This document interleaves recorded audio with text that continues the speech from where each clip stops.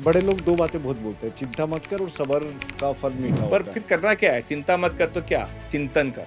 चिंता और चिंतन में फ़र्क है ना? चिंता हम तभी करते हैं जब हम डरे हुए होते हैं। चिंतन तब करते हैं जब हमें हौसला होता है कि हम सही कर रहे कुछ लोग सक्सेस मिलने के बावजूद भी वो हैप्पी नहीं रह पाते। हैं। बिलियंस का तभी फ़ायदा है जब आप उसे छोड़ सको। तो आप इस चीज़ को मानते हो कि पेन और सफरिंग के बाद आत्मज्ञान की प्राप्ति होती है? बुद्धा को तो कोई पेन और सफ़रिंग नहीं हुआ था। नीम करोगी बाबा आत्मज्ञानी है? नीम को लिखा होगा बिल्कुल। तो एक आत्मज्ञानी मृत्यु को चुनेगा या मुक्ति को चुनेगा? चुनेगा ही नहीं। जो भी उसके पास आएगा, सहजता से आएगा। मृत्यु भी उसके चरण स्पर्श करके चले जाएगी।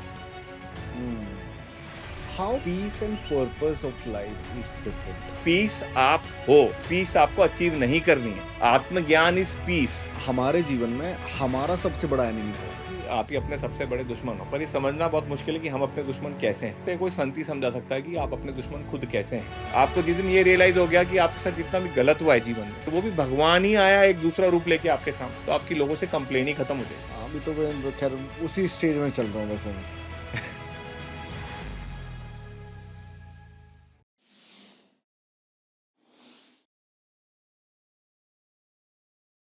मयंक केसवर जी, स्वागत है आपका हमारे साथ। कैसे हो आप?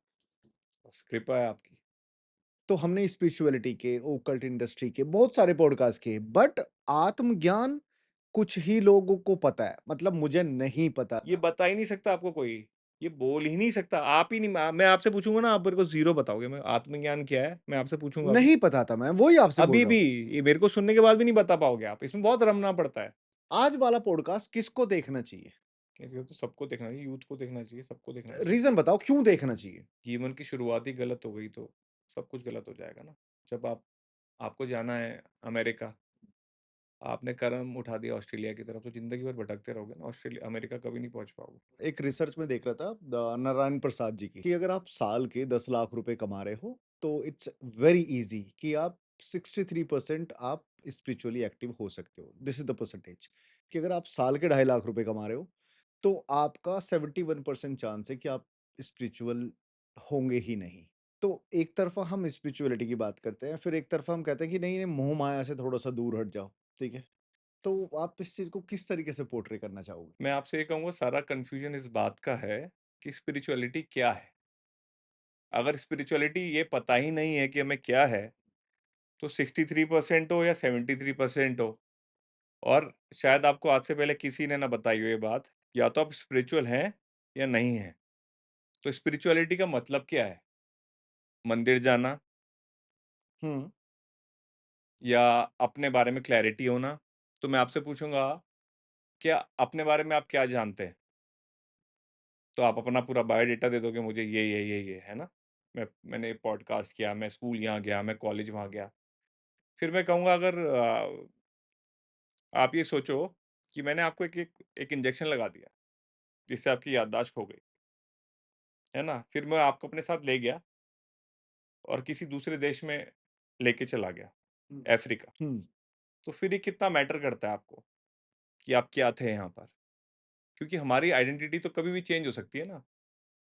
लोगों के एक्सीडेंट होते हैं, वो भूल जाते हैं, फिर दोबारा ज़ीरो से शुरुआत, है ना? आप अचानक से कोई आदमी को बिज़नेस में सक्सेस मिलती है, नया एकदम से लाइफ़ चेंज, उसका पूरा जो भी बैकग्राउंड होता है स्ट्रगल का, सब चेंज हो जाता है ना? ऐसे ही कोई सेटबैक होता है, लॉसेस हो जाते हैं, फिर चेंज हो जाता है।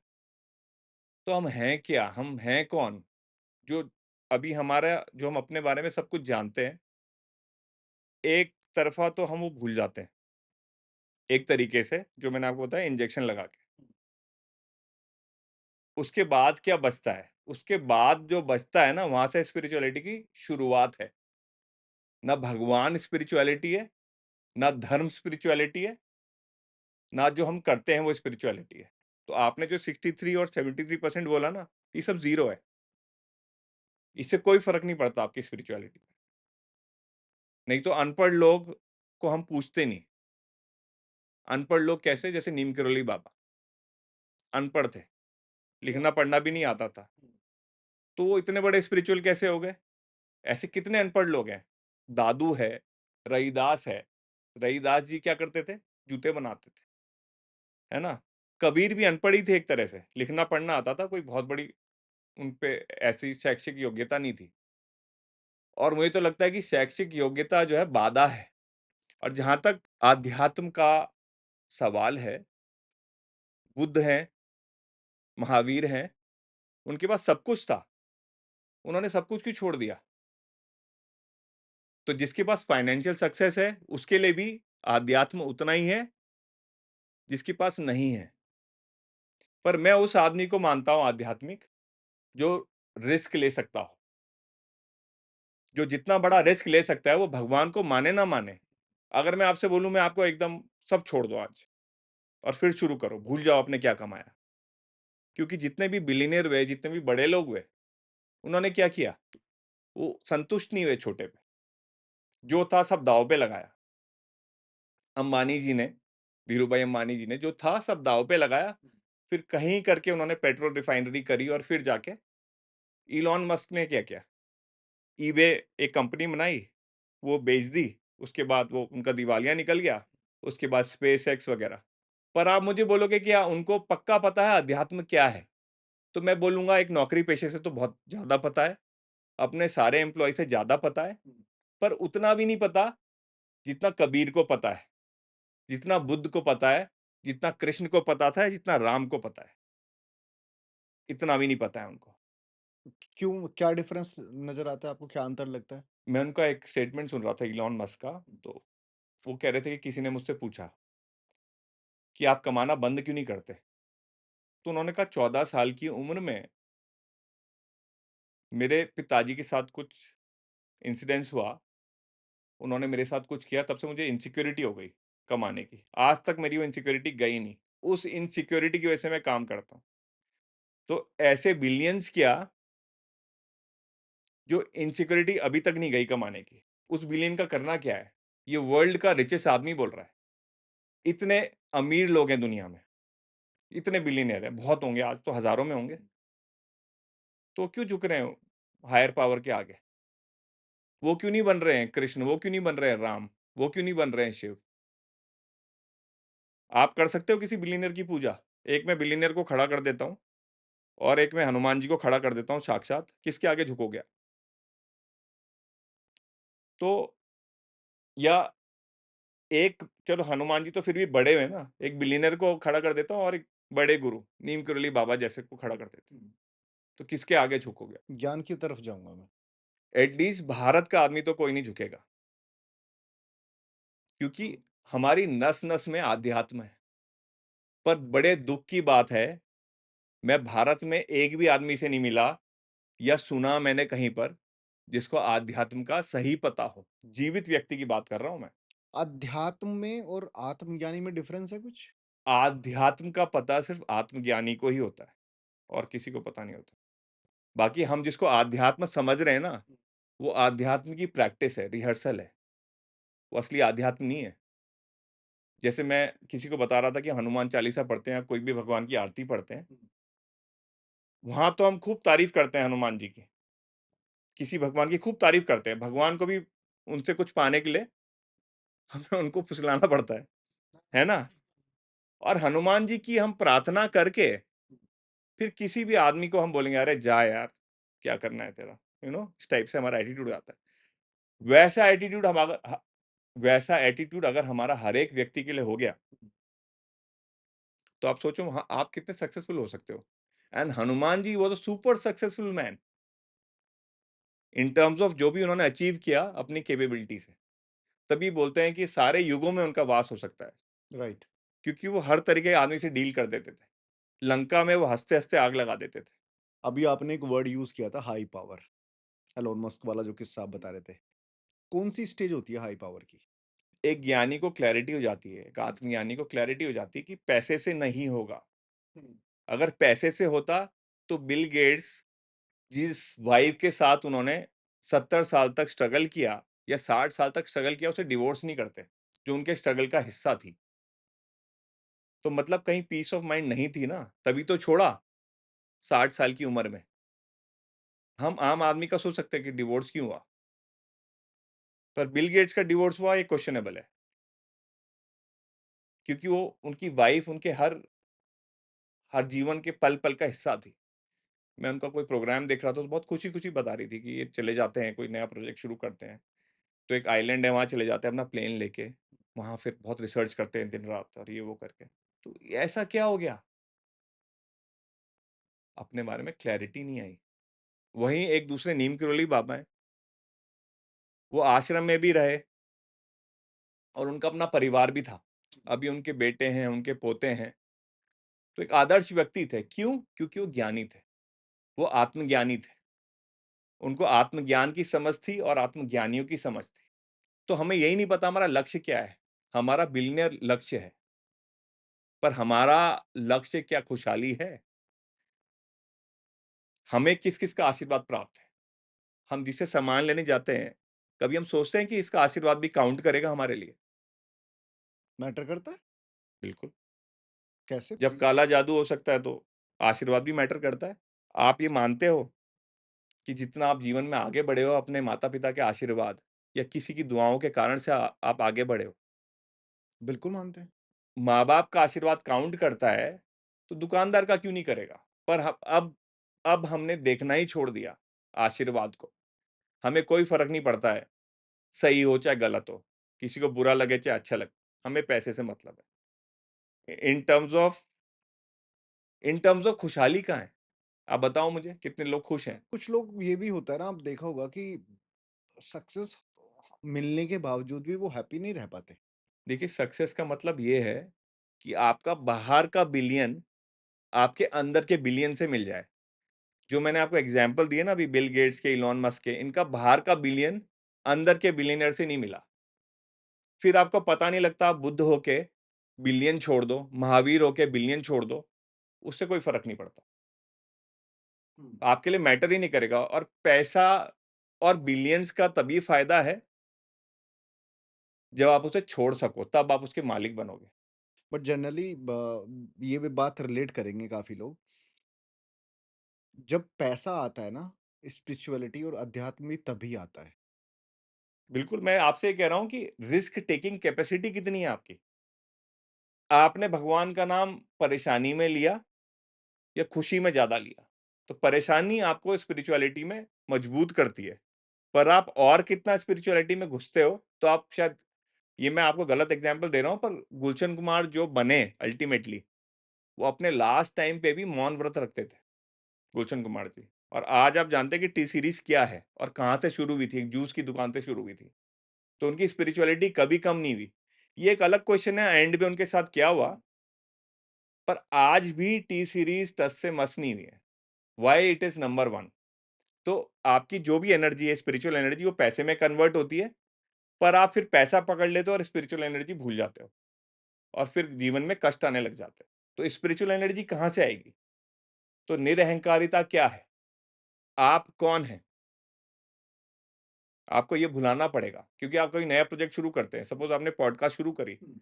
तो आपको ये भूलना पड़ गया कि आपने पहले क्या किया था, ज़ीरो से आपको स्टार्ट करना है। तो आपके ज़ीरो होने की कैपेबिलिटी कितनी है वो डिटरमाइन करेगी, आप कितने आगे बढ़ सकते हो जीवन में, कितने बिलियन तक आप जा सकते हो। क्योंकि मैंने ना बहुत सारे ऐसे एग्ज़ाम्पल्स, ऐसी वीडियोज़ देखी हैं जहाँ पे पैसा आने के बाद आपने हर एक चीज़ पा ली लाइफ़ में। आपने घर ले लिया, गाड़ी ले ली, दौलत-शोहरत आपको मतलब बेशुमार है।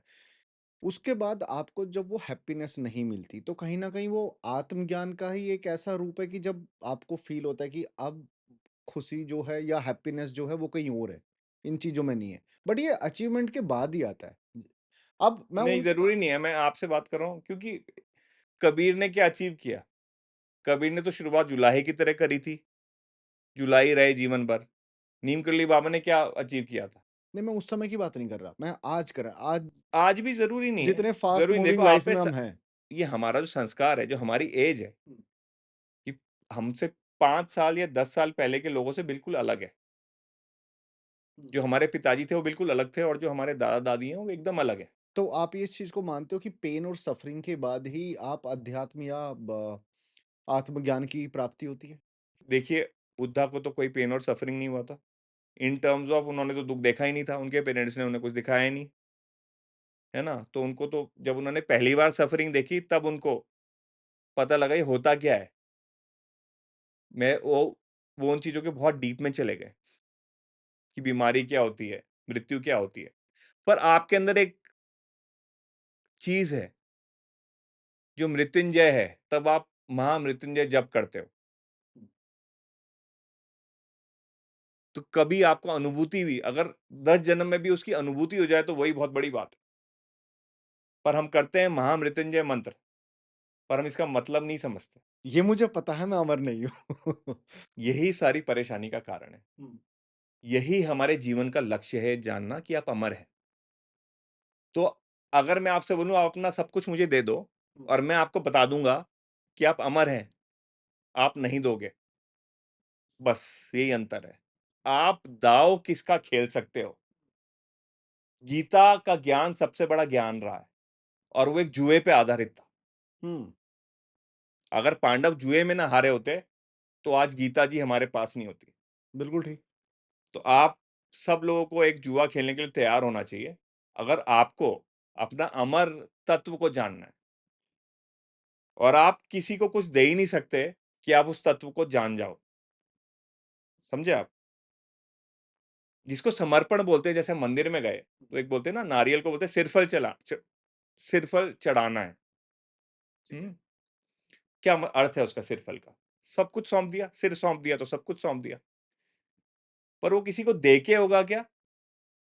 सिर दे के होगा, फिर तो बेवकूफ़ी हो गई। तो क्या देना चाहिए?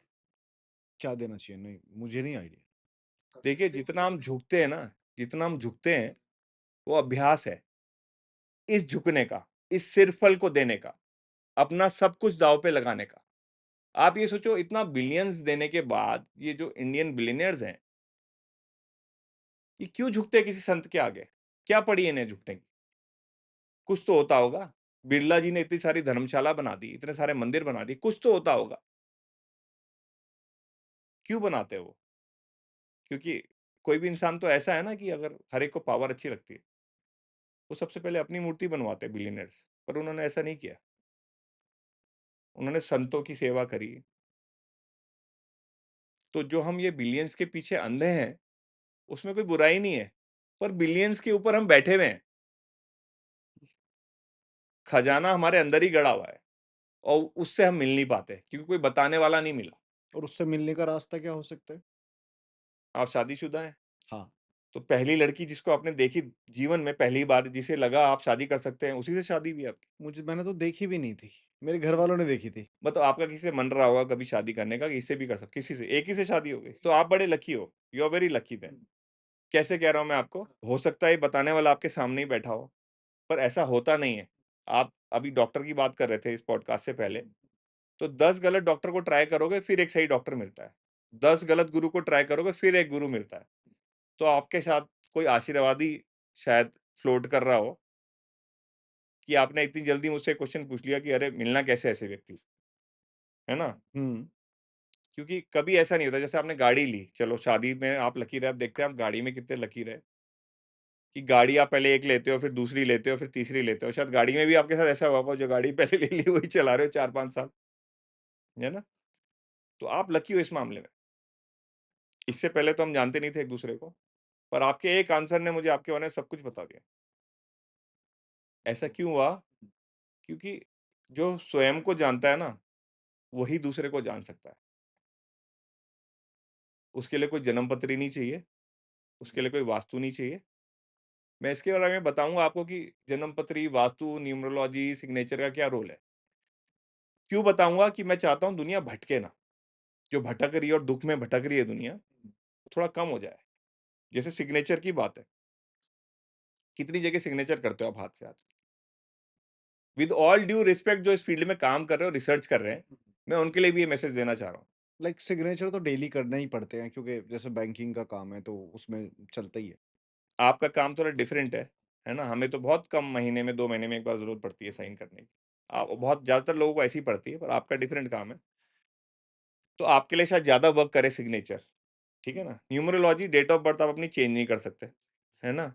वास्तु बदल सकते हो आप, vastu is easy to change, है ना? इफ़ेक्ट भी ज़्यादा है। हेड की डायरेक्शन चेंज करोगे आप या बैठने की डायरेक्शन चेंज करोगे ऑफ़िस में, तो चेंज हो गई, एक बार चेंज हो गई, ठीक है ना? तो उसका सबसे ज़्यादा इफ़ेक्ट रहेगा आपके वास्तु का। पर हमारे साथ प्रॉब्लम क्या है कि हमें कंसल्टेंट नहीं मिलता। पर जो आप हो अंदर, जिसके लिए आपको कहीं नहीं जाना है, जो आपका जो आपका अमर तत्व है, जो आपकी आत्मा का ज्ञान है, उसके लिए आपको कुछ करने की आवश्यकता नहीं है और उसका असर आप पे सबसे ज़्यादा होता है।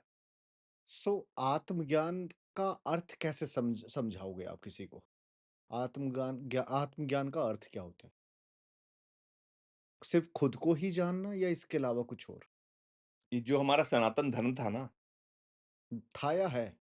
था, अब नहीं है, अब नहीं है। क्या बात कर रहे हो? इसका अर्थ क्या था? सनातन मतलब आत्मज्ञान। आप अपने आप को सनातनी मानते हो, हाँ, पर सारे आज सारे आत्म हिंदू मानते हैं। पर आत्मज्ञान का आज पहली बार पता लगा आपको या आपको पहले से पता था? नहीं, मेरे को पहले नहीं पता था।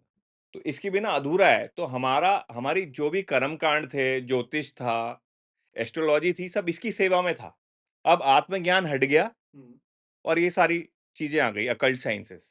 तो इसलिए लोगों को रिज़ल्ट नहीं मिल रहे हैं इस बात के, है ना? और ये 1 सेकंड का ऐसे नहीं कि मैं आपको बता दूँ और हो गया।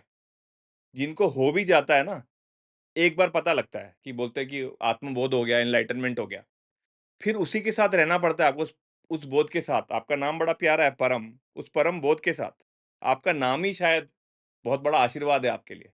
परम का अर्थ ही आत्मा है, जो हर जगह है, जो हर कहीं है। ओके। तो शायद आप सच्चे हिंदू हैं, सच्चे सनातनी हैं कि आज हम आत्मज्ञान की बात कर रहे हैं। आपने कभी सोचा होगा, चाहा होगा, तो यही चाहत चाहिए, यही चाहत चाहिए। सच आपके सामने खुद आएगा चल के। परम सत्य, परम बोध, परम के पास चल के आएगा, खुद से। कहीं जाना भी नहीं पड़ेगा। वो कौन-कौन से लोग हैं जो आत्मज्ञानी रहे हैं जिसका जिनका हमको नहीं पता है? ऐसे तो बहुत से हैं देखो, बहुत से हो सकते हैं। नीम करोली बाबा आत्मज्ञानी हैं? नीम करली बाबा, बिल्कुल, कबीरदास? बिल्कुल। इसके अलावा और कोई? बहुत सारे हैं देखिए, बहुत सारे हैं पर देश, काल, परिस्थिति बहुत इम्पोर्टेंट चीज़ होता है। आज के डेट में अगर नीम करली बाबा आपके सामने आके ऐसे कुर्सी में बैठ गए मेरे तेरे कपड़े में आके, आप कितनी बात करोगे उनसे? तो आप उनके पैरों पे गिरे रहोगे, शायद। मैं तो गिरा रहूँगा, है ना? सभी ये करेंगे अगर किसी के सामने ऐसा होता है तो। हाँ। आज के काल में वो ऐसे आएँगे और आपको पता भी नहीं लगेगा। शायद मेरी तरह कपड़े पहन के आएँ आपके पास और बिल्कुल नॉर्मल बात करें। फिर ये आपका ट्रस्ट है। आप उस पे विश्वास करें या ना करें। पर आपकी खोज शुरू हो गई कि हाँ, आत्मज्ञान तक पहुँचना है। क्योंकि उसके बिना जीवन अधूरा है, आप कुछ भी कर लें। इसलिए हर आदमी बहुत खुश होता है, जब बच्चा होता है बहुत खुश होता है। मृत्यु के वक़्त सब बहुत दुखी होते हैं। क्योंकि वो जो लेने आए थे उनको मिला ही नहीं। जीवन पूरा भटक गया। जैसे हम बच्चों के पास जाते हैं, हम छोटे बच्चों के पास जाते हैं, ऑफ़िस से आके थक जाते हैं, अच्छा लगता है। तो क्या होता है, हमारा जो मैं आपको बता रहा था ना जो सिर है वो गिर जाता है, हमारा दिमाग जो है छोटा हो जाता है, हमारी ईगो छोटी हो जाती है। और इसलिए हमें बच्चों के पास अच्छा लगता है, ऐसे ही हमें कइयों को पेट्स के पास अच्छा लगता हाँ, है राइट, ना? Right, right, right, right. या गौ माता के पास अच्छा लगता है ना? तो जैसे मृत्यु की आपने 2 बार बात करी, तो मुक्ति और मृत्यु दोनों अलग-अलग हैं या इनमें कोई डिफरेंस दिखता है आपको? देखो मैं आपसे एक बात करता हूँ जीवन मुक्त, वैसे तो देखो बहुत सारे टर्म्स हैं, आत्मज्ञान, आत्मबोध, जीवन मुक्त, ये ना समझो के बनाए हुए टर्म्स हैं। कोई अंतर नहीं है। आत्मज्ञानी, आत्मबोध, जीवन मुक्त क्योंकि जिसको पता लग गया जिसको बोध हो गया आत्मा का, वो किसी बिलियंस के पीछे क्यों भागेगा? बिलियंस अपने आप उसके पीछे भागते हैं। तो एक वो आत्मज्ञानी मृत्यु को चुनेगा या मुक्ति को चुनेगा? वो चुनेगा ही नहीं, वो चुनेगा ही नहीं। जो भी उसके पास आएगा, सहजता से आएगा। मृत्यु भी उसके चरण स्पर्श करके चले जाएगी। मृत्यु को मुक्त करता है आत्मज्ञानी। हुँ। इसलिए आत्मज्ञानी को देख के बड़े-बड़े कैंसर ठीक हो जाता है, उसके छूने से हो जाते हैं। मैं बहुत गलत बात बोल रहा हूँ इस समय। ये बात बहुत मिसयूज़ हो सकती है। लोग अपने आप को आत्मज्ञानी घोषित कर सकते हैं आने वाले समय में और बोलेंगे कि आओ और हम ठीक कर देते हैं।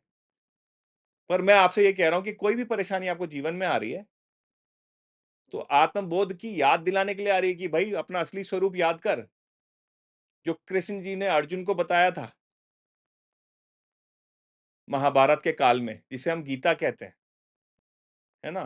पर हम बस अपनी बीमारियाँ ठीक करने में लगे रहते हैं। कोई मतलब नहीं है कि उसके आगे क्या होगा, अंत में क्या होगा। ये हमें जगाने के लिए इंडिकेटर्स हैं, गंभीर परिस्थितियाँ, हम जगेंगे कि नहीं जगेंगे, पर कोई नहीं जगता। क्यों? क्योंकि कोई बताने वाला नहीं था। शायद आप ना जगें, तो आप अपने बेटे को बताएँगे कि बेटा जगना। मैं आपको बहुत इंटरेस्टिंग बात बताता हूँ। बताइए प्लीज़। अभी मैं किसी से मिला तो उन्होंने मेरे से साइंटिफिक, नॉन साइंटिफिक पे बात करी। तो आप जानते हैं दुनिया का जो सबसे बड़ा साइंटिस्ट हुआ है, आइंस्टीन, उसकी मरते समय एकमात्र इच्छा रह गई थी कि मुझे एनलाइटेंड होना है, मुझे संत बनना है, मुझे आत्मज्ञान चाहिए। तो उस चीज़ में जहाँ साइंटिस्ट भी पीछे रह गए, यू गेटिंग मी? सबसे बड़ा साइंटिस्ट, तो वो कितनी बड़ी साइंटिफिक चीज़ है। तो वही जो आप मृत्यु की बात बोल रहे हो कि आत्मज्ञानी क्या चुनेगा? आपने बोला तो मैंने आपसे पहले ही बोल दिया था मृत्युंजय, मृत्युंजय है। आत्मज्ञानी से मिलके आप अपनी मृत्यु अवॉइड कर सकते हो। और तो और छोटी बीमारी की तो मैं बात ही नहीं कर रहा हूँ। और होता ही ऐसा है। आज की डेट में जनरली लोग एक तो ग्रोथ को लेके परेशान है, दूसरा ऑफ कोर्स इलनेस, बीमारियों को लेके परेशान है। तो देखा जाए तो इंसान के जीवन में ना 2 3 4 ही परेशानी है और उसी में वो पूरा जीवन निकल जाता है। तो आत्मज्ञान की तरफ अब कहाँ से इंसान जाएगा? ये समझना पड़ेगा कि ये परेशानियों का अंत क्या है? जीवन का लक्ष्य क्या है?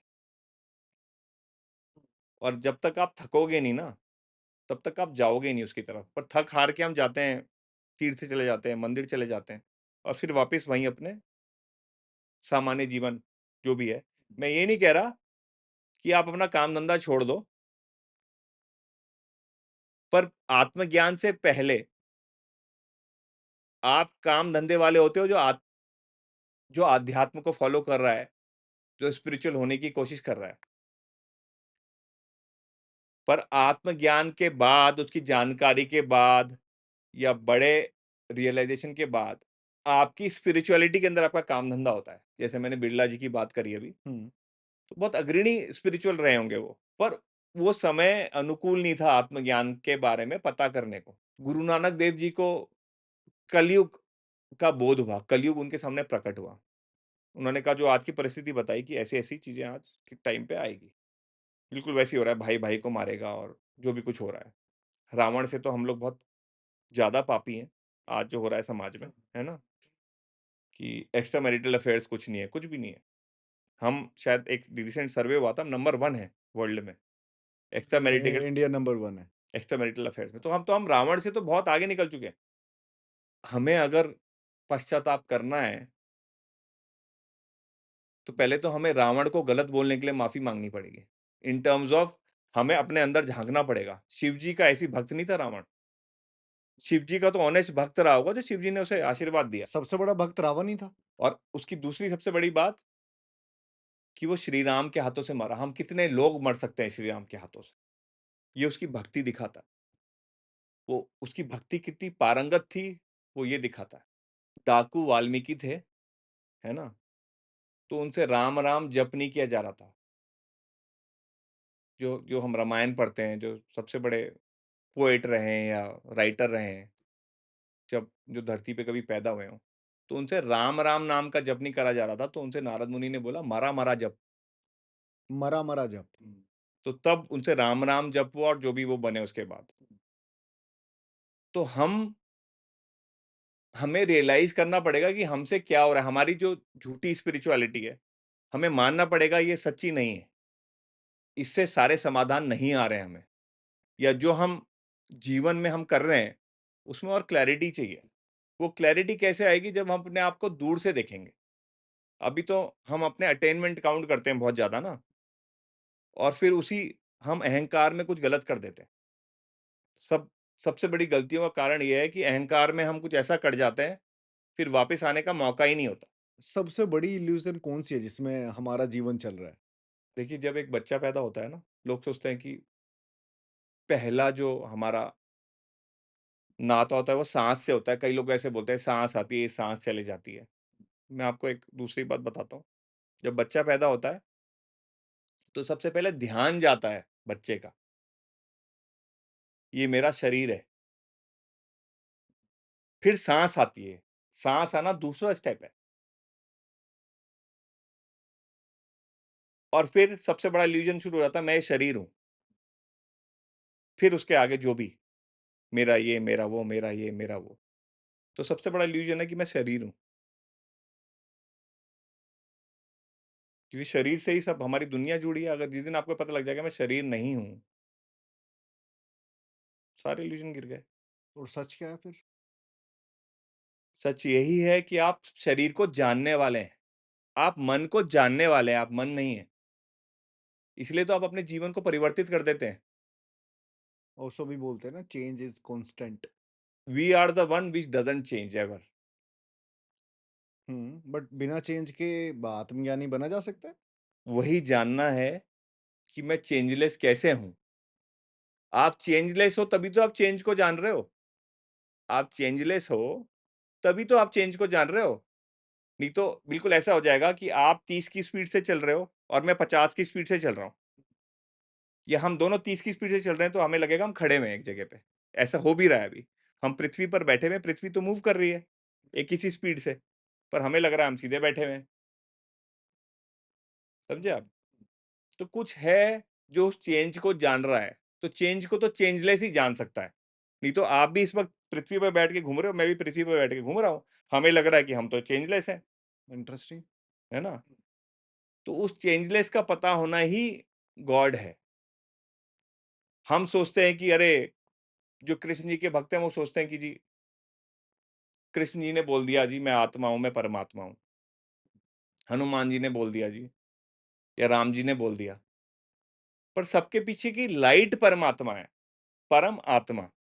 जो परम के पीछे की भी लाइट है, मेरे पीछे की भी लाइट है, उस लाइट के पीछे जाना चाहिए था, तो हमने बस इशारा पकड़ लिया चाँद का, चाँद तक कभी पहुँच ही नहीं पाए।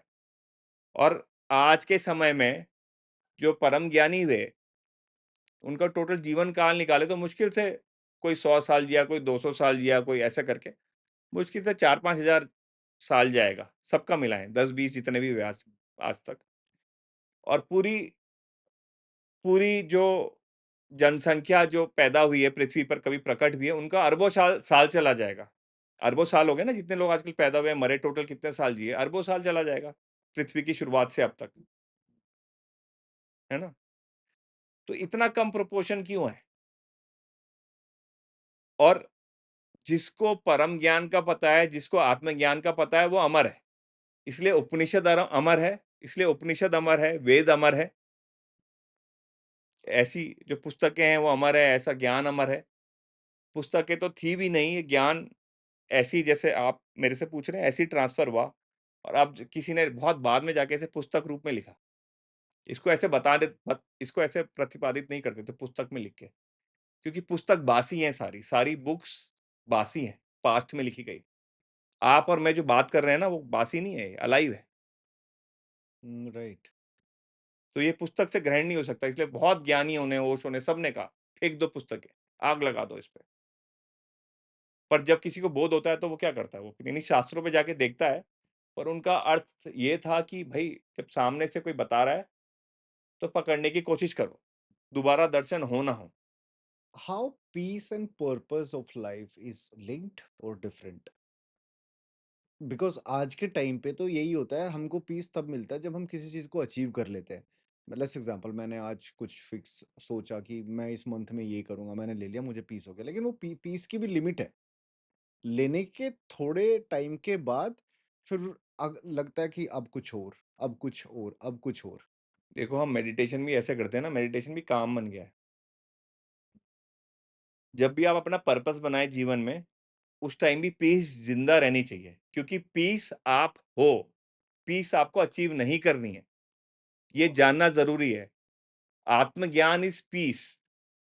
आप भी उतने ही आत्मज्ञानी हो जितना मैं आत्मज्ञानी हूँ, है ना? हमें कोई अंतर नहीं है। आप भी उतनी ही पीस हो जितना मैं पीस हूँ। तो इसलिए हम जो मेडिटेशन चल रहे हैं आजकल, वो मेडिटेशन हमको रेस्टलेस कर देते हैं, है ना? या हमारे गोल हमें रेस्टलेस कर देते हैं। तो ये तो बेवकूफ़ी है ना? अगर हम कह रहे हैं कि अरे अभी अब तो हम बहुत थक जाएँगे और फिर पीस आएगी। बार-बार यही बना हुआ है। फिर हम दूसरी बार और ज़्यादा थक जाते हैं, तीसरी बार और हमें चाहिए, तो ये किसी एडिक्शन ड्रग एडिक्शन की तरह होता है। पहले कम शराब में नशा चढ़ रहा है, फिर ज़्यादा में, फिर ज़्यादा में, फिर ज़्यादा में। फिर एक टाइम ऐसा आएगा कि भैया शांति मिलेगी नहीं। तो ये सारे लोगों का हाल है, बुढ़ापे तक शांति खो ही जाती है। तो इसलिए आप बहुत उम्र-दराज़ व्यक्तियों को बताओ कि अरे, आप मेडिटेशन कर लो, तो वो बैठ नहीं पाते खाली। पर उनको कोई बताने वाला नहीं था। हमारे पिताजी के टाइम पे मेडिटेशन इतना ज़्यादा फेमस नहीं था। हमारे दादाजी के टाइम पे इतना फेमस नहीं था। पर अब सही मेडिटेशन, सही चीज़ को पकड़ना बहुत मुश्किल हो गया कि सही क्या है? तो जब आप आत्मज्ञान को पकड़ लोगे, जब पीस को पकड़ लोगे, तो आपका गलत पैर पड़ेंगे ही नहीं। आप वास्तु कराओ, आप कुछ भी कराओ, आप पीस को मत छोड़ो। आपको गलत वास्तु वाला भी सही वास्तु करके जाएगा आपका। गलत एस्ट्रोलॉज़र भी सही एस्ट्रोलॉज़र करा के जाएगा। पर मैं आपसे पूछूँ, कौन है ऐसा एस्ट्रोलॉज़र जिसे आप मानते हो कि भई ये इसको पीस का ढंग से पता है? तो पीस आपको फ़ील होगी उसके सामने। फिर हमारे जीवन में हमारा सबसे बड़ा एनिमी कौन है फिर? अगर समझने के लिए हम जाएँ आत्मज्ञान को, देखो ये बहुत ईज़ी आंसर है कि सब बोलते हैं कि आप ही अपने सबसे बड़े दुश्मन हो, तो गहरे लोग फिलोसोफर यही बोलते हैं कि आप ही अपने सबसे बड़े दुश्मन हो। पर ये समझना बहुत मुश्किल है कि हम अपने दुश्मन कैसे हैं? और ये फिलोसोफर नहीं समझा सकते, कोई संत ही समझा सकता है कि आप अपने दुश्मन खुद कैसे हैं? या एक या आत्मज्ञानी उसके समझा उसकी पाता? या उसके सामने समझ में आ जाता है यार, है ना? जब आपका वो संग छूटेगा या साया छूटेगा ज्ञानी का, तो आप फिर भूल जाओगे, फिर अपनी दुनिया में मस्त हो जाओगे। पर आज नहीं मानोगे तो 1000 साल बाद मानना पड़ेगा। इस जन्म के आप सारे स्ट्रगल सोच लो आप अपने, ऐसे 1000 जन्म और, उसके बाद आप करोगे, उसके बाद आप सोचोगे। अगर स्ट्रगल नहीं चाहिए तो क्या होता है, हमें चॉइस सही करनी पड़ती है, पर ये चॉइस बताने वाला कोई नहीं है। जिसने चॉइस सही कर ली अगर आपने, तो आप अपने दोस्त हो। अगर आप आपने चॉइस गलत कर ली तो आप अपने दुश्मन हो। तो आज की डेट में ऐसे ही हो रखा है। हमारे पेरेंट्स हमारे दुश्मन हैं, हमारे भाई-बहन हमारे दोस्त, पूरा समाज हमारा दुश्मन है। क्यों? क्योंकि हम खुद के दोस्त नहीं हैं। एक आत्मज्ञानी ही आपका सच्चा दोस्त हो सकता है, वो आपके अंदर ही बैठा है। बाहर भी जाने की ज़रूरत नहीं। आत्मज्ञान की प्राप्ति कैसे होगी? कौन-कौन से टिप्स हैं जो फॉलो करने चाहिए? आपने पढ़ाई की कैसे शुरुआत करी? माँ-बाप ने स्कूल में भेज दिया छोटे से तब से। आत्मज्ञानी का साथ है, अनुसरण करोगे, देखोगे, सुनोगे, है ना? कभी ट्रस्ट आएगा, कभी नहीं आएगा। फिर आत्मज्ञानी फिर आत्मज्ञानी जैसा कुछ करने की कोशिश करोगे कि यार वो कैसे करते हैं, क्या करते हैं? धीरे-धीरे आप आपकी आत्मा में समझ आए धीरे-धीरे आपकी आत्मा में समझ आएगा आत्मज्ञान। Okay. This is the only way. सत्संग, सत का संग। आप सोचो आपने जीवन में जो कुछ किया, सत, रज, तम, मरते हुए अगर तमोगुण रहे, तो नर्क चले गए। मरते हुए अगर सद्गुण में वास हुआ, सद्गुण क्या? सत्य में। सत्य क्या? आत्मबोध, आत्मज्ञान। तो अगला जन्म मनुष्य योनि में। मनुष्य तो नहीं, थोड़ा ऊपर योनि में होगा, बेटर योनि। मतलब जो करंट से बेटर तभी होगा, जो मरते वक़्त आखिरी विचार है। जैसे जब तो बहुत टेंशन में सो तो सुबह जैसा आपका निकल रेस्टलेस से उठते हैं। हाँ, हाँ, हाँ। यही बिल्कुल स्लीप इज़ मिनी डेथ। और आजकल डीप स्लीप वगैरह के बारे में आपने सुना होगा कि हुँ। डीप स्लीप रेस्ट देती है, उसके तुरीय टाइम अवस्था होती है। टाइम भी होते हैं कि इससे 20 टाइम के बीच में आपको दिन डीप भर आप पीसफुल रहोगे तो डीप स्लीप भी आपकी पीसफुल हो जाएगी। वॉर टाइम का क्या होता है? वॉर टाइम या स्पोर्ट्स ले लो आप, जितना पीसफुल रहोगे उतना गेम खेलोगे, competitive game. Even gym peace पे तो आना पड़ता है ना आपको। और हम योगा में सब कुछ भूल चुके हैं, आसन में। जिम भी हमारा एक आसन है। तो यम, नियम, आसन, प्राणायाम, प्रत्याहार, धारणा, ध्यान, समाधि। यम, नियम क्या? आपकी लाइफ के एथिक्स, कुछ भी। गरीब का बुरा नहीं करना, जानवर को नहीं मारना, बहुत सारे ऐसे हमारे सबके हैं हमारे, है ना? फिर आसन है ना? प्रत्याहार की अपने दिमाग को क्या आप फीड दे रहे हो? आसन का मतलब ये नहीं है कि हम योग आसन कर रहे हैं। आसन का मतलब आपका नॉर्मल पोस्चर क्या है 24 घंटे? Are you aware of your posture? है ना? फिर प्राणायाम, प्रत्याहार मैंने बोल दिया आपसे ना? धारणा, ध्यान, समाधि। धारणा मतलब आपकी अगर तबीयत खराब हो रही है, पैनिक अटैक हो रहा है, तो आप पीसफुल हो सकते हो इमेजिनेशन से। आप कितनी जल्दी आप रिक्यूपरेट करते हो, है ना? और ध्यान, ध्यान जो मैंने बोला, बच्चे का ध्यान शरीर पे आया और साँस ली उसने, फिर प्राणायाम, बच्चे का ओके, एग्ज़ाम्पल है ना। Okay, okay. सबसे पहले क्या है समाधि, समाधि का ध्यान आया शरीर पे, हुँ, ठीक है ना? प्राणायाम ही तो है, साँस ली बच्चे ने, है ना? राइट। तो समाधि से शुरू होता है जीवन, पर समाधि में खत्म नहीं होता है, क्योंकि हम आइडेंटिफ़ाई हो जाते हैं इन चीज़ों से। हुँ, मेरा ये, मेरा वो, मैंने ये किया, वो किया, अपना अहंकार। फिर भटकाऊ ही भटकाऊ मतलब आगे के जन्मों का भटकाऊ ही भटकाऊ। अगर होता है कोई आगे का जीवन, अगर आगे का जीवन ना भी माने तो अगले दिन सुबह उठ के हुँ, आप एक बहुत बड़ी पहचान बना के जाओ, मैं सबसे बड़ा पॉडकास्टर हूँ। आप जानते हो आपके साथ क्या होगा उसके बाद? अगले दिन रोज़ ये मानते रहो, मैं बहुत बड़ा पॉडकास्टर हूँ, फिर उसके अगले दिन मैं बहुत बड़ा पॉडकास्टर हूँ। Law of attraction, law of attraction ऐसे हो रहा है आजकल। मैंने जैसे लॉ ऑफ अट्रैक्शन के काफ़ी सारे पॉडकास्ट किए। मुझे ना एक चीज़ समझ आई कि आपको ना प्रेज़ेंट में रहना है। कोई भी चीज़ अगर आप कर रहे हो, आप प्रेज़ेंट में हो, आपको रहना नहीं है। नहीं मानते नहीं हैं हम। हम अब मान लो मुझे हैबिट ही नहीं है। मुझे आज मैं क्या कर रहा हूँ, वो तो मैंने कर लिया। देखो, आपको प्रेज़ेंट में रहने के लिए ना आपके मैं को गिरना होगा। एग्ज़ैक्टली मैं मेरा सवाल यही है कि हम पर अपने आप को आत्मज्ञान की हेल्प से कैसे डेवलप करें कि हम प्रेज़ेंट में रहना सीख लें? बहुत सारे लोगों को नहीं आता। आप ये जान लो ना आप क्या हो? नहीं क्या हो? मैं आप जितना आइडेंटिफ़िकेशन जैसे एक हमारे ऋषियों ने एक सूत्र दिया नेति-नेति। मैं ये नहीं हूँ, मैं ये नहीं हूँ, मैं ये नहीं हूँ, मैं ये नहीं हूँ। कभी आप बच्चे थे, हुँ, फिर आप कॉलेज गए, फिर अभी का आपका समय है। अगर मैं आपसे पूछूँ कि जो आपका ये अनुभव करने वाला है पूरे टाइम में, जो असली परम है वो कभी बदला क्या? ये देखने वाला? शरीर बदला, मन बदला, हुँ। विचार बदले, पर जो जानने वाला था परम को, वो बदला क्या? परम की अनुभूति जो अनुभव कर रहा है, समझ रहे हो आप? मतलब चेंज बोल सकते हो आप इसको? नहीं? कुछ चीज़ आप अगर ध्यान से आप उसे देखो, हुँ। तो कुछ आपके अंदर चीज़ें तो बदली ही नहीं। अच्छा, ओके, वैसा टाइप। जो जान रहा है कि आपका पहला होश कब आया 5 साल में, हुँ, इसलिए बच्चे को हमेशा बोलता है, बच्चा अपने लिए खुद बोलता है। जब आप छोटे रहे होंगे तो बोलते परम ये कर रहा है। बच्चा क्यों बोलता है परम ये कर रहा है? क्योंकि अपने नाम से आइडेंटिफाइड नहीं है वो। हुँ, फिर आती है न्यूमरोलॉजी आपकी। पहले आत्मज्ञान है, फिर न्यूमरोलॉजी है, फिर बाकी की चीज़ें। ठीक है। हमको यही नहीं पता होता है कि हम हैं क्या? और फिर हम भागते रहते हैं। तो हमारी जो अल्टीमेट चॉइस होती है, वो गड़बड़ हो जाती है। अगर ये मानो कि मुझे पीसफुल रहना है, मुझे पड़ना ही नहीं किसी पंगे में, बट वो पॉसिबल नहीं है ना आज के जैसे टाइम पे। पॉसिबल है। वो गलत चॉइस आएगी नहीं आपके पास। आप हमारे से गलती तभी होती है जब हमें लालच होता है देखो किसी चीज़ का।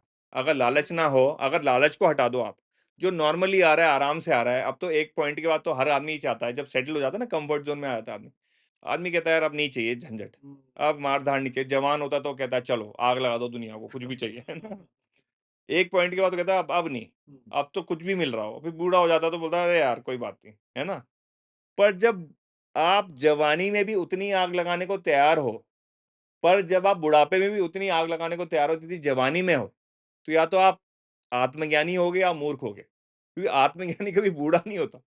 इन टर्म्स ऑफ उतना ही उसको समझ होती है या उतना ही वो कभी बूढ़ा नहीं होगा ना, जो आत्मा का आपको पता लगे तो बूढ़ा कैसे होगा आदमी?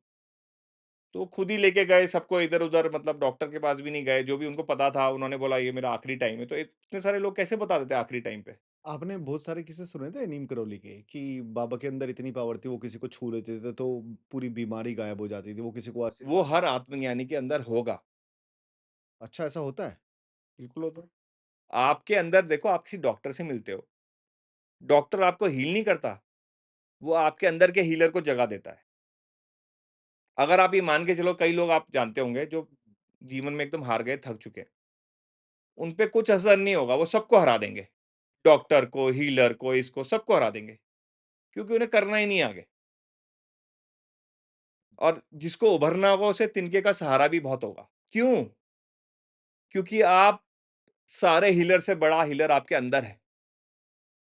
तो किसी आप ऐसे नीम करौली बाबा जैसे व्यक्ति से मिले, तो आपके अंदर का हीलर जग गया। ऐसे ही किसी जैसे आप जाते हो, आपको अपनी बॉडी बनानी है, वेट लूज़ करना है, तो वो आदमी रेज़ोनेट कर गया आपको, आपका ट्रेनर, तो आपने वेट लूज़ कर दिया। कई ट्रेनर से आप मिलते हो, आप नहीं करते हो, नहीं हो पाता, आपको असर ही नहीं होता बात को। तो आपके अंदर का हीलर जग जाता है, वो रेज़ोनेट करने लग जाता है। जैसे हम बोलते हैं ना, खरबूजे को देख के खरबूजा रंग बदलता है, तो आदमी की भी कहावत है। खरबूजे की कहावत नहीं है, आदमी की कहावत है। इसलिए सत का संग उसी को मिलेगा जिसने कभी पाने की कोशिश करी होगी। पर हमारे संस्कार ही ऐसे हो गए हैं कि हमने कोशिश ही नहीं करी सत के संग की किसी ने भी। आपकी गलती नहीं है, आपके अंदर मुझे एक असली स्पिरिचुअल आदमी नज़र आ रहा है, जो जानना चाहता है शुद्धता में सबसे बड़ा सच क्या है। आप ऐसे नहीं हो, आप बोलोगे नहीं, नहीं मुझे नहीं करना है, मुझे अपना काम करना है। तो आपने मुझे बताया नहीं, आज हम पहली बार मिल रहे हैं, पर मुझे पता है आपने सीख किया है, आप चाहते हो। मुझे मुझे शुद्धता में पता लगे, सच क्या है। बताओ। बताइए प्लीज़। ये कबीर ने कहा है, गूंगे का गुण है, बताया नहीं जा सकता, बोला नहीं जा सकता। लिमिट होती है ना शब्द, शब्द जो है वो पोता है। ये बहुत गहरी बात बोली आपने। पहले तो मौन है, फिर साउंड है, फिर शब्द है ना? आप जो हो, आप ओम के बड़े भाई हो। लोग कहते हैं ना, ओम संसार है, ओम ब्रह्मांड है। हुँ। ओम को जानने वाला आपका अंदर बैठा हुआ है। आप ओम से बड़े हो। ओम आपका छोटा भाई है, जो आप असल में हो। जो मैं भगवान से प्रार्थना करूँगा, आप जो जान जाओ कि आप ओम से बड़े हो, तो आप कोशिश करोगे ना जानने की। अगर अब आप मुझे देखोगे, बोलोगे, "अरे! मुझे तो आपकी तरह करना है।" शायद बहुत अच्छा मैं कुछ अगर गेम खेलता हूँ, आप बोलोगे आपकी तरह खेलना है, तो मैं कहूँगा प्रैक्टिस करो। तो आपको प्रैक्टिस करनी पड़ेगी ना। प्रैक्टिस में क्या करते हो आप?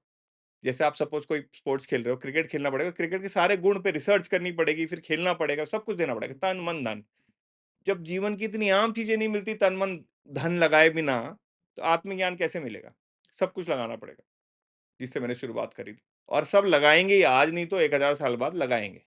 आज से 10-15 साल पहले की बात है, मुझे आत्मबोध हुआ और फिर अपने में जो मेरे ज्ञान योग के गुरु हैं, उनकी बातें सुनता था और लोग उनकी बातें सुनते थे, तो मैं परेशान हो जाता था।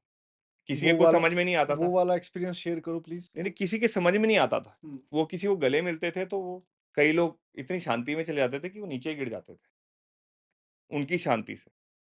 ऐसे ही चलते-फिरते लोग। तो उनको मोदी जी के गुरु ने कहा कि "तू चलता-फिरता तीर्थ है, चलता-फिरता तीर्थ।" आत्मज्ञानी वो होता है जिसके मंदिर जाने से मंदिर जागृत हो जाता है। आपको पता है? मंदिर भी डिस्चार्ज होता है हमारे फ़ोन की तरह। आत्मज्ञानी ज़्यादा है तो मंदिर डिस्चार्ज हो जाते हैं। तो मुझे बड़ा कष्ट होता था जब ऐसे आप मुझसे पूछ रहे हो और मैं वो बताने की कोशिश करते थे, तो समझ में नहीं आता था, पर असर फिर भी होता था। आज नहीं होगा तो हज़ार जन्मों के बाद होगा, कोई यात्रा शुरू हो जाएगी और हज़ार जन्मों के बाद असर होगा। पर आज नहीं होगा तो कभी नहीं होगा।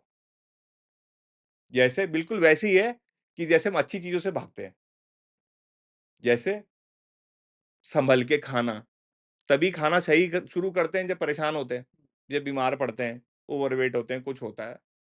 ऐसे तो कोई सही-सही डाइट करता नहीं है। तो फिर मैंने 10 साल वास्तु में रिसर्च करी, क्योंकि मैं क्वालिफाइड एनवायरमेंटलिस्ट हूँ, है ना? मैंने यूएन के लिए काम किया है, मैं यूएस भी रहा, बहुत सारी जगह रहा। क्योंकि पहले हम पॉवर्टी रिडक्शन का काम करते थे, क्लाइमेट चेंज पर काम करते थे। पर मैं देखता था लोग खुश ही नहीं हो रहे हैं यार। मुझे कोई असली चीज़ करनी है, लोगों का जीवन जिससे मुझे बदलते हुए दिखे। मैं डॉक्टर फैमिली से आता हूँ, मेरे फादर बहुत बड़े सर्जन थे, मेरे नाना भी बहुत बड़े डॉक्टर थे। तो और मैं बहुत कम उम्र में देश के प्रधानमंत्री और राष्ट्रपति के साथ मैंने टाइम स्पेंड किया है। तो मुझे उनसे मिल के लगा कि अरे! ये तो सुखी नहीं दिख रहे हैं बिल्कुल भी। पर जब मैं एक आत्मज्ञानी से मिला, मैंने कहा यार इससे तो सुखी ही कोई नहीं है, और मैं रहा भी ऋषिकेश, मेरा बचपन कटा ऋषिकेश, उत्तरकाशी जैसी जगह में, जो बहुत एडवांस स्टेजेस ऑफ स्पिरिचुअलिटी में जो जहाँ लोग जाते हैं, उस टाइम जाते थे। तो बचपन के 7 साल मेरे गंगा जी के किनारे कटे, उत्तरकाशी। पर वहाँ भी किसी को समझ नहीं थी आत्मज्ञान की। मेरे को बस एक पॉइंट स्ट्राइक किया कि हाँ, ये बड़े लोग कह रहे हैं चिंता मत कर, चिंता मत कर। बड़े लोग 2 बातें बहुत बोलते हैं, चिंता मत कर और सब्र का फल मीठा पर होता है। फिर करना क्या है? चिंता मत कर तो क्या? चिंतन कर। चिंता और चिंतन में फ़र्क है। बताइए क्या? चिंतन मतलब पॉज़िटिव कंटेम्पलेशन, चिंता मतलब एंग्ज़ियस थिंकिंग, है ना? चिंता हम तभी करते हैं जब हम डरे हुए होते हैं। चिंतन तब करते हैं जब हमें हौसला होता है कि हम सही कर रहे हैं। और आजकल जब हम घिरे हुए हैं पूरा चारों तरफ से, धोखे से, डिसीट से, तो चिंतन कौन कर रहा है? सब चिंता ही कर रहे हैं। और एनर्जी का इम्बैलेंस हो रखा है, फ़ोन से, बहुत सारी चीज़ों से, डिस्ट्रैक्शन बहुत ज़्यादा है। पर कम से कम हमें सही तो पता लग जाए भाई, सारे सुख यहीं से मिलेंगे। तो मैं आपको इस पॉइंट पे ला रहा हूँ कि मैंने 10 साल बहुत रिसर्च करी वास्तु पे, कि क्या हो सकता है, क्योंकि ऐसे समझ में आना तो बड़ा मुश्किल है। और मैंने आत्मज्ञान की तरफ मुड़ के ही देखना छोड़ दिया। मैंने कहा वास्तु से आ जाए तो आसान होगा लोगों के लिए। नो डाउट वास्तु एक बहुत बड़ी साइंस है और मैं एक एस्ट्रोलॉजर परिवार में, मतलब हम जो by caste I am Joshi, Joshi means ज्योतिष। जब मैं पैदा हुआ था तो मेरे फादर ने मेरे को एक स्पेसिफिक टाइम पे पैदा करवाया था, because he was a surgeon, my mother was also a doctor. तो मेरे पापा मुझे कहते थे कि यार तू राजा बनेगा या रंक बनेगा? तो बड़ा स्टक होता था कि राजा रंक का क्या मतलब है? तो बहुत साल बाद मैंने डिस्कवर किया कि जब मुझे गौतम बुद्ध की जन्मपत्री दिखी, तो गौतम बुद्ध की और मेरी जन्मपत्री एक जैसी, बिल्कुल जैसे एक दूसरे के ऊपर रखी हो। ओके। ना। तो और मेरे को 10-15 साल की एज से ये क्वेश्चन परेशान करता था, मुक्ति, मुक्ति। जैसे बचपन ही मैंने बताया, बचपन के पूरे 7 साल मेरे उत्तरकाशी में बीते। तो वही हम अट्रैक्टेड किससे हैं? जीवन का पर्पस तो सबका एक है, पर कोई बताने वाला नहीं है कि अरे पर्पस सही कर दो।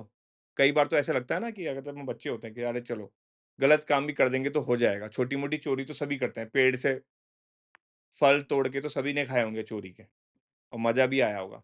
तो इंसान को मज़ा इस चीज़ में आता है, पर कई लोग होते हैं जो हमें सुधार देते हैं, जिन्हें हम गुरु कहते हैं, जो हमें रास्ते पे लाते हैं। तो बचपन से बड़े होने तक हमें गुरु का साथ चाहिए होता है, पर हमें आध्यात्म में, मंदिर जाने में किसी गुरु का सहायता नहीं चाहिए। हमें पता है क्या करना है, हमें पता है, हमें दूसरे को पता है कि उसे मंत्र करना है। अब शिवलिंग में हमें स्टील के लोटे से पानी डालना है, तांबे के लोटे से पानी डालना है। जो आप शिवलिंग पे जल चढ़ाते हैं ना, वो क्या है? आत्मज्ञान की ओर आपका ध्यान जाना, समाधि की ओर आपका ध्यान जाना है। पर कितने लोगों ने आपको बताया आज तक, शिव जी पे जल चढ़ाने का मतलब क्या है? योनि और लिंग कहाँ एक होते हैं? आपकी आत्मा में। शिव जी क्या है? हर जगह व्याप्त हैं, हर समय व्याप्त हैं। शिव जी से ही प्रकट हुई हैं पार्वती माँ या सती माँ। ऐसे कैसे हो गया कि उनसे प्रकट हुई? हुँ। तो शिव जी व्याप्त भी हैं, शिव जी अव्याप्त भी हैं। जो दिख रहा है वो भी शिव है, जो नहीं दिख रहा है वो भी शिव है। पर अब क्वेश्चन ये आता है कि फिर शिव है क्या? हम कैसे जानें? आपके अंदर जो सब कुछ जान रहा है ना, आपकी आँखों के पीछे की आँख, वो शिव है। उस जानने वाले को जानो, और जब जानने वाला जानने वाले को जानता है, that is real meditation. That is आत्मबोध में रमना, कि आप रम रहे हो। वैसे मंत्र बने राम, राम रमेति, तो राम, राम में कैसे रमोगे आप? अगर आपको जो जप करते हुए देख रहा है, जप से भी बहुत लोग हार गए हैं आज की डेट में। थक गए हैं वो जप से। तो जप को आपके अंदर सुन कौन रहा है, उस पे ध्यान लगाना है। वाह! जब को आपके अंदर सुन कौन रहा है? नहीं तो हुँ, सारे जप फेल है, नहीं ये तो इंटरेस्टिंग है। हाँ। जयपुर में रॉयल फैमिली के साथ था, तो उनकी बच्ची आई छोटी-सी, तो जप चल रहा था। राम, राम, राम, राम। नीम करौली बाबा का बड़ा पॉपुलर जप है ना? तो मुझे कहने लगी राम तो नहीं बोलूँगी, मैं तो राम जी बोलूँगी, है ना? जब आप जी लगाओगे ना, राम, राम, राम, राम के जप में, तो टूट जाएगा राम नाम। राम जी, राम जी, राम जी, राम जी। क्योंकि वो राम भी आपके अंदर उतने ही हैं। आप राम ही हो, आप शिव ही हो। आपको ये जानना है कि मेरे अंदर राम कौन है, मेरे अंदर शिव कौन है, मेरे अंदर गणेश कौन है, सब आपके अंदर ही हैं। आप क्या सोच रहे हो कि वो बाहर हैं? बाहर की छवि आपको अंदर दिखाने के लिए, साइंस में पढ़ाते हैं ना हमको, कि कोई कलर हमें क्यों दिखता है? क्योंकि वो रिफ्लेक्ट होता है हम पे। पर हम अंदर वाले शिव, अंदर वाले गणेश, अंदर वाली दुर्गा से कभी मिल ही नहीं पाते। शिव जी ने तो बोला वो अर्धनारीश्वर भी हैं, सब कुछ हैं और इसके लिए बहुत रिसर्च नहीं चाहिए, इसके लिए समझ चाहिए। कैसी समझ?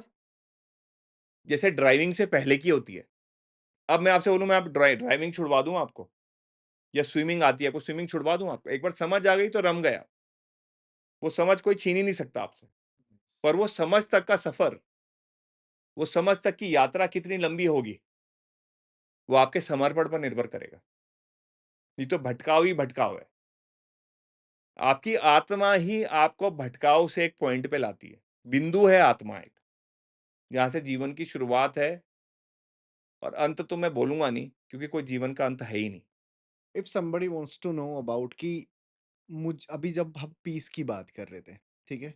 एक सिंपल सी पीस की डेफिनेशन क्या दोगे आप एक लाइन में? जो आप हो, खुद को जानो। आप पीस ही हो। आप ऐसे मत करो मैंने मेडिटेशन कर दिया और मुझे पीस मिल गई, शांति मिल गई। वो अहंकार है हाँ, ना? लोग यही कर रहे हैं। मैं उनकी भी नहीं गलती है, पता ही नहीं है कि भाई मैं मंदिर गया या मैंने कुछ भी ऐसा मेडिटेशन किया या मैंने कुछ योगा किया, उससे मुझे पीस मिला। पर शुरुआत है ना, गिरने में जब दर्द होगा उन्हें, तो उनको समझ में आएगा किसी न किसी दिन, नहीं तो उसे वो सँभाल के कैसे रखेंगे पीस को।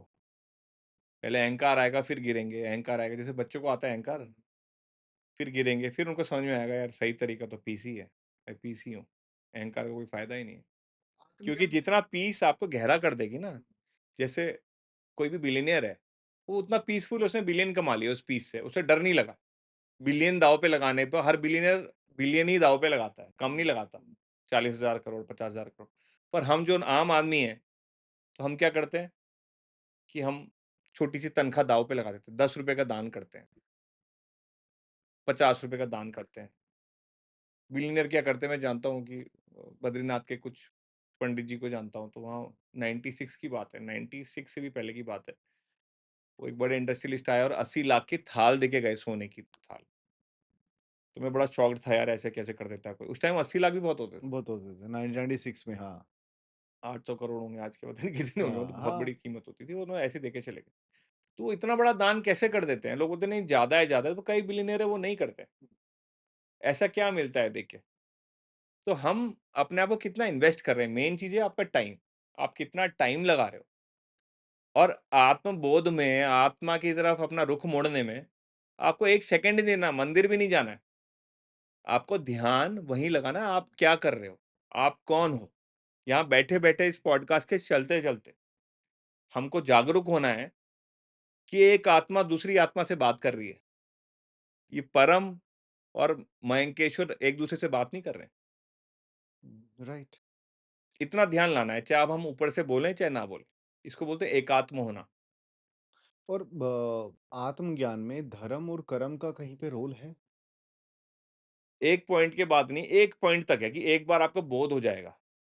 उसके बाद फिर कोई फ़र्क नहीं पड़ता, फिर बंधन हो जाता है। बंधन क्या? कि बुरा नहीं करना, नहीं तो कृष्ण जी क्यों बोलते अर्जुन को कि भाई मार दे अपने भाई-बहन को, व्हाटएवर वॉर में, है ना? एक पॉइंट तक है पर एक पॉइंट के बाद नहीं है। कहते हैं ना कि अहम का भी कोई एक अंत है, या जब बोध हो जाएगा तब अहम भी आप अहम के प्रति जागरूक हो जाओगे। एक अहम है आपको पता ही नहीं आप क्या कर रहे हो। जैसे-जैसे ज़िम्मेवारी बढ़ती है माना कि आप प्रधानमंत्री बन गए देश, भगवान करे आप बन जाओ, है ना? तो आप ज़्यादा जागरूक होके करोगे यार, जनता का नुकसान ना हो जाए, है ना? एक पॉइंट तक के बाद तो आप परेशान हो जाओगे कि यार नहीं ये नहीं करूँगा। एक बच्चे को प्रधानमंत्री बना दिया जाए, इसलिए तो नहीं बनता बच्चा कोई, है ना? तो और फिर वॉर भी मैटर नहीं करती प्रधानमंत्री के लिए, करनी पड़ेगी देश को बचाने के लिए, तो आप बेटर जज हो जाओगे वॉर करनी है कि नहीं करनी है, गुस्सा करना है कि नहीं करना है। पर उसके लिए आपको रमना पड़ेगा और ये रमना है, ऐसा नहीं कि 1 सेकंड के लिए भी छोड़ सकते हो आप। एक बार आपने ड्राइविंग सीख ली तो आप बहुत आसान हो जाएगा आपके लिए। गाड़ी में बैठोगे हो जाएगा, गाड़ी में बैठोगे हो जाओगे। पर आपको उस पॉइंट तक पहुँचना है। आजकल तो आधी जनता को यही प्रॉब्लम हो रखी है कि वो सोचते हैं एनलाइटेंड हो गए, मैं एनलाइटेंड हो गया। मैं मतलब कौन? जब तक मैं हूँ तब तक एनलाइटनमेंट है ही नहीं। राइट। ये बोलना ही सबसे बड़ी फॉलिंग है, मैं एनलाइटेंड हो गया। कि निरंतर प्रयास है, तो फिर आप कोई भी ऐसा काम नहीं करोगे, गुस्सा नहीं करोगे या कोई भी ऐसी चीज़ नहीं करोगे, जो आपको आत्मबोध से नीचे गिराए। और आपके लिए दूसरा व्यक्ति भी उतनी ही आत्मा होगा जितना आप खुद हो। कोई भेद नहीं होगा आप में और स्वयं में। इन जनरल ना आज लोग बाग सिर्फ़ और सिर्फ़ अपने बारे में सोच रहे हैं। कोई ये नहीं सोच रहा कि उस अगर किसी के फ़ायदे से किसी का नुकसान हो रहा है ना, तो उस पे बिल्कुल भी नहीं ध्यान देता। ना हम मानवता निभा पा रहे हैं, ना हम कर्तव्य निभा पा रहे हैं। अब वो किसी भी कंडीशन में हो सकता है। यहाँ पे एक-दूसरे की किसी को नहीं पड़ी। बट ऐसे संसार में, ऐसे लोगों को कैसे आत्मज्ञान की प्राप्ति होगी? चोट पहुँचेगी, गिरेंगे, टूटेंगे। हुँ। इस जन्म में नहीं, अगले जन्म में किसी सिद्ध की कृपा होगी। मैं आपके सामने जो बोल पा रहा हूँ, तो किसी की कृपा होगी जो ये सब बातें कर पा रहा हूँ। गुरुओं का आशीर्वाद होगा। तो जब तक हम झुकेंगे नहीं तब तक तो पॉसिबल ही नहीं है। बिना झुके क्या मिला है आज तक? एक एक वक़्त का खाना भी नहीं मिल सकता आदमी को। और एक बार भी अकड़ के खा लिया, 10 बार खा लिया, कितने दिन का जीवन है? कभी ना कभी तो झुकना पड़ेगा किसी के आगे कि मेरे मुँह में निवाला डाल। और सारे हाथ जो आपके मुँह में निवाला डाल रहे हो तो भगवान के ही हाथ है ना। आपका खुद का हाथ भी भगवान का ही हाथ है ना। आपने कितने अपने हाथ से खाना खाया? एक तरह से भगवान ही डाल रहा है खाना, भगवान ही दे रहा है। बस ये रिकॉग्नाइज़ करना है, इतना भी बहुत है। तो जो आप जिन लोगों की बात कर रहे हो, उनको एक दिन रियलाइज़ हो गया ये भगवान ही कर रहा है। आपको जिस दिन ये रियलाइज़ हो गया कि आपके साथ जितना भी गलत हुआ है जीवन में, जिसका आप भला नहीं चाहते, वो भी भगवान ही आया एक दूसरा रूप लेके आपके सामने, आपको जगाने के लिए। तो आपकी लोगों से कंप्लेन ही खत्म हो जाएगी। सबके प्रति प्रेम जागृत हो जाएगा। हाँ, अभी तो मैं ब खैर उसी स्टेज में चल रहा हूँ वैसे मैं। मेरे लिए आत्मज्ञान वाला जो आज का एजेंडा है या डिस्कशन है, ये एकदम बिल्कुल कंप्लीटली नया है। आप देखो पिछले कुछ दशक से, लाइक दशक तो एक बहुत डिकेड वाला टाइम हो जाएगा, लाइक पिछले 2-3 सालों से जब से पॉडकास्टिंग कल्चर ग्रो किया है, सो ओकल्ट इंडस्ट्री ने बहुत बूम किया है। पहले उतना नहीं था। कुछ लोगों का कहना भी ये है कि ओकल्ट फेक है। कुछ लोग ये कहते हैं कि ओकल्ट का ही मेंशन ही नहीं है। बट जितने भी हमारे वेद हैं, उनमें ये चीज़ मेंशन्ड है। तो इसको किस तरीके से आप मैंने आपसे बोला था कि अकल्ट तभी सही है, जब आत्मज्ञान का परस्यू करे व्यक्ति, है ना? अष्टवक्र महागीता है, बहुत फेमस एक टेक्स्ट है, आप लोगों को बातें करते हुए सुनोगे। उसमें राजा जनक जो हैं, उनको अष्टवक्र ने उपदेश दिया एनलाइटनमेंट का और उनकी बात सुन के राजा जनक एनलाइटेंड हो गए। असली जीवन की शुरुआत आत्मज्ञान, आत्मबोध के बाद ही है, नहीं तो जीवन दुःख से भरा है। किसी का भी देख लो आप, अमीर से अमीर व्यक्ति का, गरीब से गरीब व्यक्ति का, परिवार से खुशहाल व्यक्ति का, जो खुशहाल समझ रहा है कि मेरा पूरा परिवार है, जिसके परिवार में कमी है वो तो दुखी है ही। तो हम किसी भी लक्ष्य के नाम पर अपने आप ही को ढूँढ रहे हैं। जैसे आपने कोई बहुत बड़ा काम किया, तो शांति आ जाती है थोड़ी देर के लिए। क्यों आती है कि अपने एक बड़े रूप से मिल जाते हैं। तो आपका विराट रूप है, शिव जी को विराट बोलते हैं, अपना शिव स्वरूप से मिल जाओगे आप, फिर सारी चीज़ें आपके सामने छोटी हो जाएँगी। छोटी मतलब महत्व नहीं रखेंगी। आपके पेट के पानी नहीं हिलेगा कुछ। बड़े से बड़ा इंसिडेंस आप बोलोगे कोई बात। अब जैसे अकल्ट में आजकल बड़ा चल रहा है, दुनिया खत्म हो जाएगी, ये हो जाएगा, वो हो जाएगा। ओकल्ट में ज़्यादा चल रहा है? अब हमको क्या फ़र्क पड़ेगा कि दुनिया खत्म हो गई? अगर दुनिया अभी हमारे यहाँ बैठे-बैठे भी खत्म हो जाती है और मुझे पता है कि मैंने अपना रूप पा लिया, मेरा रूप क्या है, तो मुझे फ़र्क नहीं पड़ेगा पर शायद आपको फ़र्क पड़ जाए। फ़र्क ना पड़ना बेवकूफ़ी भी हो सकती है कि हाँ, मुझे फ़र्क नहीं पड़ा। पर one should be always ready for that क्योंकि दुनिया की हालत है खराब। इन टर्म्स ऑफ जो आप बोल रहे हो ये गलत हो रहा है, वो हो रहा है। तो उसके लिए क्या है, अपने आप को जान लो, अपनी लाइफ़ का पर्पस जान लो। अभी 3 दिन की वॉर हुई, आगे और शॉर्ट वॉर हो सकती है। अभी तो अमेरिका के साथ अगर अमेरिका का ने कुछ गलत कर दिया 17 मिनट में, उनके पास इतना एम्यूनिशन है न्यूक्लियर, 17 मिनट में सबमरीन से आएगा, पृथ्वी नष्ट, ब्रह्मांड नष्ट, सब नष्ट। फिर क्या करेंगे ज्योतिष का? तो मैं आपके पास इसलिए आया हूँ क्योंकि हमारी इतने सालों से बातें चल रही है, क्योंकि पीक टाइम है। पीस आत्मज्ञान को परस्यू करने से ही मिलेगी और कोई तरीका नहीं है। आज मैंने बीज बो दिया आपके अंदर पीस के, या मैं ऐसा बोल सकता हूँ अपने गुरुओं की कृपा से मैंने आपके अंदर बीज बो दिए। आपके बाद आपकी पॉडकास्ट से जो भी जाएगा बाहर, वो डिफरेंट पीस से जाएगा। It will not be the same. This place will not be the same again. Same जिन लोगों ने ये पॉडकास्ट आज यहाँ तक देखा होगा, उनके लिए क्या मैसेज है? ये आपकी ऑडियंस है। जगो, दुःख से बाहर निकलो, परम सुख तुम्हारे अंदर है, इधर-उधर मत भागो ज़्यादा। किसी ज्ञानी का साथ मिले तो हाथ पकड़ो, उसके अलावा जीवन का कोई और उद्देश्य नहीं है। क्योंकि मैं सब कुछ करके आया हूँ ये यहाँ पर। जीवन के सारे सुख बिलियन-विलियन देख के मैं यहाँ आया हूँ। इस पॉइंट पे कि सब कुछ फेल, अकल्ट फेल, ये फेल, वो फेल। आत्मज्ञान आपको कभी फेल नहीं करेगा, कभी फेल नहीं करेगा। It will be the only last thing you will want. एक बार आपको पता लग गया कि आप कौन हैं, खुद को जानो। ये बातचीत ऐसी है कि इसको आप 2-3 घंटे तक कर सकते हो, बट मुझे लगता है कि जो इन्फॉर्मेशन आज आपने शेयर करी मेरे लिए कंप्लीटली न्यू थी। ठीक है, तो थैंक यू सो मच। धन्यवाद आपका सर।